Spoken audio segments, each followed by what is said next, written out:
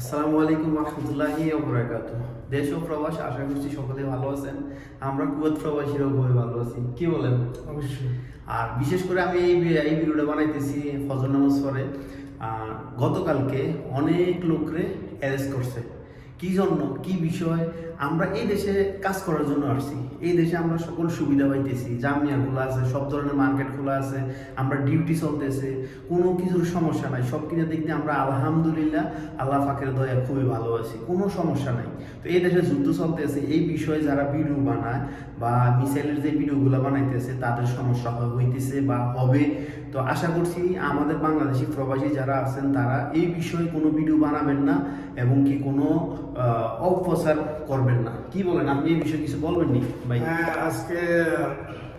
আজকে রাত্রে ওই যে আমাদের রুম পার্টনার একজন এয়ারপোর্টের যে সাফি হোটেল আছে না, ওইখানে কাজ করে।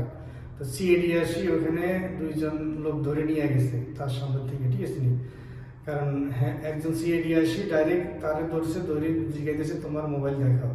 তখন যখন মোবাইল দেখছে তখন ওই ইরানের যে শেখ আছে না, এর ছবি দেখার পরে যে তুমি এই ছবি কেন মোবাইলে রাখছো, কি কারণে, ঠিক আছে নি?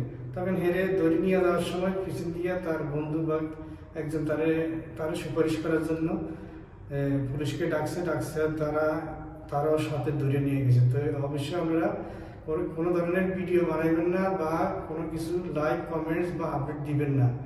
এটা দেওয়ার কারণে আপনাদের হয়তো ক্ষতি হইতে পারে, ঠিক আছে? সাবধান, এটা কুয়েত গভর্নমেন্ট থেকে সতর্ক জারি হয়ে গেছে অলরেডি। আর কুয়েত দূতাবাস, বাংলাদেশ দূতাবাস থেকেও এটা অলরেডি বাংলাদেশি সব প্রবাসীকে জানিয়ে দেওয়া হয়েছে। এমনকি নিষেধ করা হয়েছে যেন এগুলো থেকে বিরত থাকা। কারণ যা কিছু করতেছে এগুলো যেন কোনো ভিডিও করে সোশ্যাল মিডিয়া যেন আপলোড না করে, ভিডিও যেন না ছাড়ে, ঠিক আছে নি? দেখছি না দেখার মতন যেন থাকি আমরা। যেহেতু আমরা প্রবাসে থাকতে হইব, আমরা এখানে চাকরি করবো, আমরা এখানে দুই পয়সা কামাইতে আইছি, আমরা এখানে কোনো ফেতনা ফ্যাসাদ বা কোনো দুর্ঘটনার সাথে মানে যেন না জড়াই।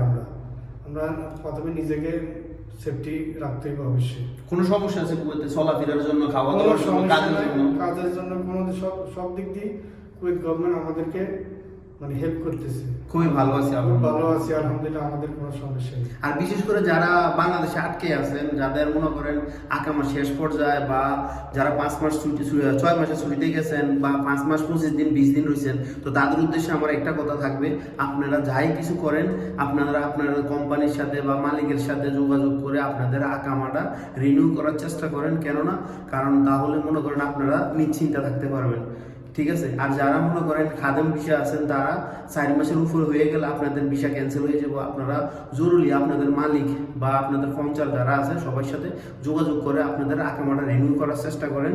আর বিভ্রান্ত হবেন না, ইনশাআল্লাহ কিছুদিনের ভিতরে আবার ফ্লাইট আগের মতো চলমান হবে। আর এই বিষয় নিয়ে টেনশন করবেন না, নামাজ পড়েন, আল্লাহর কাছে দোয়া করেন, যেহেতু আমরা যে দেশের প্রবাসীরা আছি সবাই যেন ওই দেশটা সম্পূর্ণভাবে ভালোভাবে আগের মতো নর্মাল হয়, তাহলে আমাদের জন্য উপকৃত আর কি। ওকে, সবাই ভালো থাকবেন, আল্লাহ হাফেজ। আর আমি ভিডিও দিতে পারি না, রমজান মাস, আমার প্রচুর ডিউটি, বড় ভাই জানে। ভাই কিন্তু খুবই বিজি রমজান মাসে, মসজিদে অনেক কাজ, ঠিক আছে? তাই উনি সময় পায় না যে ভিডিও দেওয়ার জন্য, এবং আপনারা যে কমেন্টস করেন, কমেন্টসের রিপ্লাই উনি দিতে পারেন না। তো উনি আসলে আমি দেখি মাঝে মধ্যে, আমি আসি ওনাকে হেল্প করি। আমি তো অন্য কোম্পানিতে চাকরি করি, তো এখানে নামাজ পড়ার জন্য আসি। মানে ওনার সাথে আমার একটা ভালো একটা সম্পর্ক হয়ে গেছে বা পরিচয় হয়েছে, এই কারণে বাইরে আমি মাঝে মধ্যে হেল্প করি। আমি না, আরও অনেক বাঙালি আমাদের হেল্প করে। উনি প্রচুর বিজি, ঠিক আছে? রমজান মাসে মসজিদের যে হারিস, ওনারা আসলে অনেক বিজি থাকে, এটা আমরা অন্য কারো থেকে জানিয়ে নিতে পারি। আর সব মসজিদেও না, কিছু কিছু মসজিদে যারা একা থাকে বা বাইরে কাজ বেশি, আজনবী মন থাকা, তাদের একটু বেশি একটু পরিশ্রম হয়। আর বিশেষ করে শুধু বাঙালি না, হিন্দি বা মাসরি যারা আছে আমার সকলেই হেল্প করে, যার যেটুকু মানে সময় থাকে ওই সময় অনুযায়ী আমার হেল্প করে। আলহামদুলিল্লাহ, আল্লাহ ফাকরের দয়ায় খুবই ভালো আছি।